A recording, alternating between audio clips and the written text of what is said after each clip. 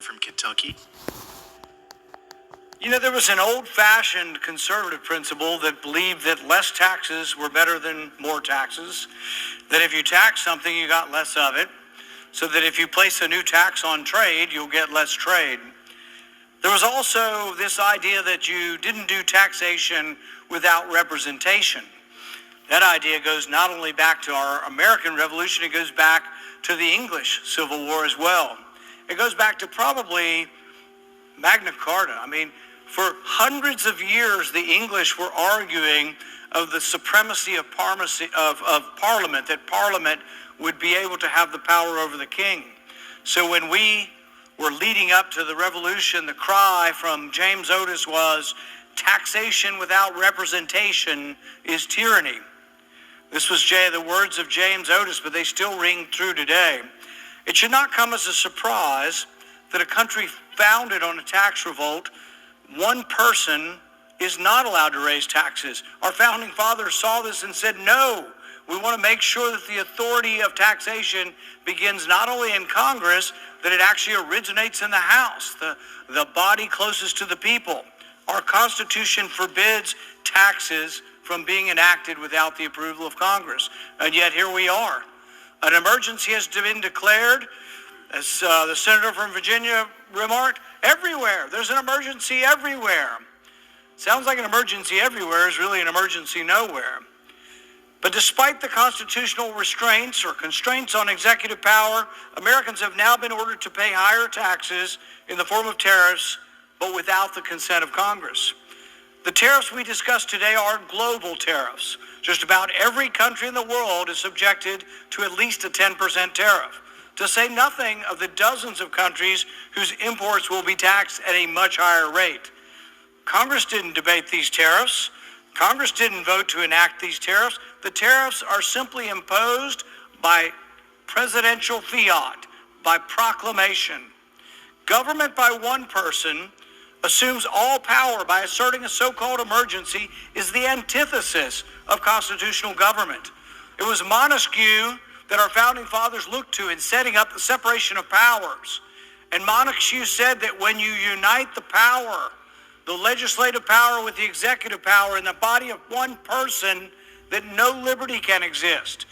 They worried about this. They fretted about it. They worried about having too much power of the president, and so they severely constricted the power of the presidency. They said the president couldn't take us to war, only Congress could. They said the president couldn't spend money, only Congress could. They said the president couldn't tax people, only Congress could. These were the very bedrock, and still are the very bedrock of our constitutional principles, and yet people, particularly on my side, are looking away and saying, oh, whatever. We'll just let the president do whatever. Look, I supported President Trump. I still support President Trump on many things, but I'm not for a country run by emergencies. Even if the person were doing what I wanted and it was, making every day my birthday, I would not be for that unless we deliberated upon that. There are constitutional processes that are incredibly important. The Constitution doesn't allow the President of the United States to be the sole decider. Even the President must abide by the proper limits of executive power. Your Secretary of State says everyone who's here, citizens and non-citizens, deserve due process. Do you agree, Mr. President? I don't know. I'm not a lawyer. Your Secretary of State says everyone who's here, citizens and non-citizens, deserve due process. Do you agree, Mr. President? I don't know. I'm not a lawyer. I don't know. Don't you need to uphold the Constitution of the United States as President? I don't know. I have to respond by saying again, I have brilliant lawyers that work for me, and they are going to obviously follow what the Supreme Court said. Of the United States as President? I don't know. I have to respond by saying again, I have brilliant lawyers that agree, Mr. President? I don't know. I'm not a lawyer. I don't know. Don't you need to uphold the Constitution of the United States as President? I don't know. I have to respond by saying again, I have brilliant lawyers that work for me, and they are going to obviously follow what the Supreme Court said.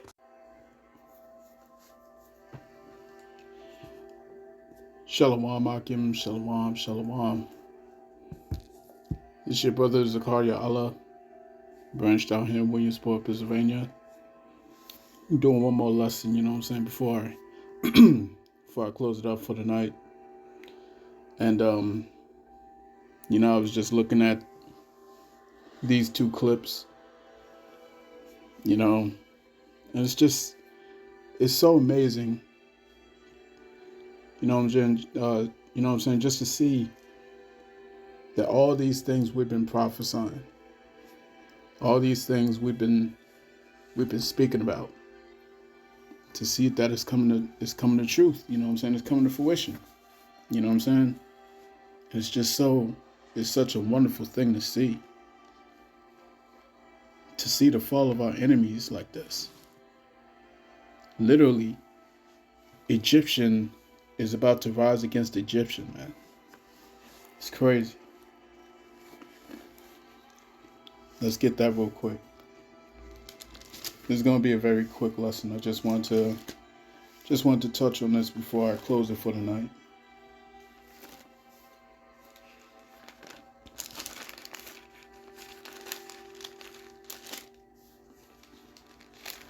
Isaiah chapter 19, Isaiah chapter 19 and verse 2, it reads, "And I will set the Egyptians against the Egyptians, and they shall fight everyone against his brother and everyone against his neighbor, city against city, and kingdom against kingdom."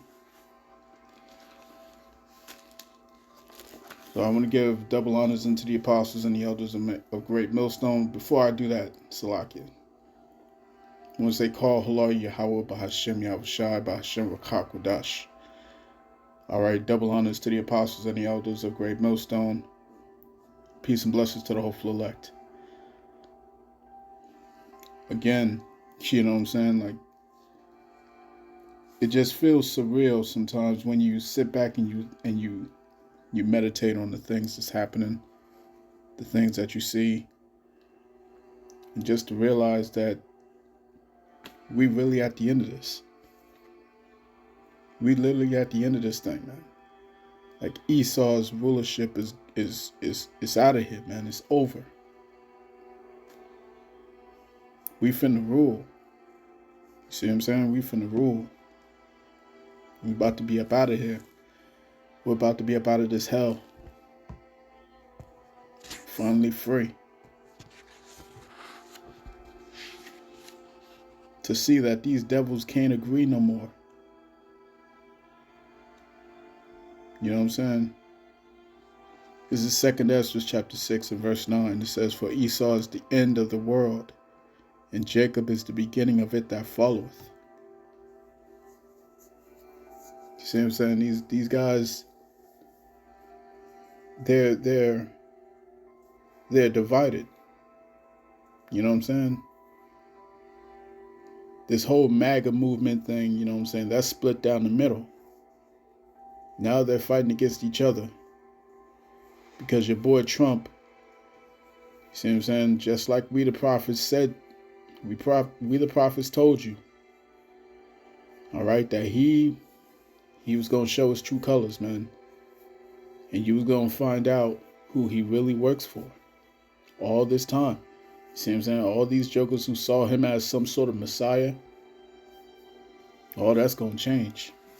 Let's go to Matthew.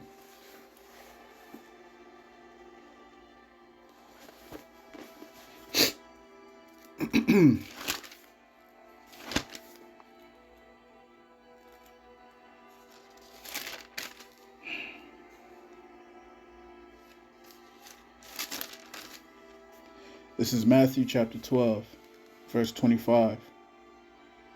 It reads, "And Yahawah knew their thoughts, and said unto them, Every kingdom divided against itself is brought to desolation, and every city or house divided against itself shall not stand. And if Satan cast out Satan, he is divided against himself. How shall then his kingdom stand?" And these Edomites are losing their kingdom. You know what I'm saying? And we're just sitting here watching, just witnessing the end of this empire, man. It's just so surreal. It's so amazing to see it. You know what I'm saying? You know what I'm saying? Like you get choked up when you think about it. Like all these years beginning with our apostles and bishops on down, to be able to see these prophecies come to pass after you've been speaking all these years, man, prophesying all these years, and now it's happening, and it's just such a beautiful thing to see, man. We about to go home, Jacob. All you Israelites, man, you so-called Negroes, Latinos, Native Indians, all right, hold true to the faith. Hold true to the faith, man. You know what I'm saying? Just hold true. Don't give up, man. Keep going. Keep going. We almost out of here. We can literally see the finish line. And these devils about to come down with great wrath, man. But we about to go and be free. And be free, man. Just wanted to touch on that. I pray this quick lesson was edifying to the elect. All right. And once they call Allah, Yahawah Bahashem Yahawashi, Bahashem Yahawashi, double honors to the apostles and the elders of Great Millstone, who rule well and who teach well. Peace and blessings to the hopeful elect. Shalom.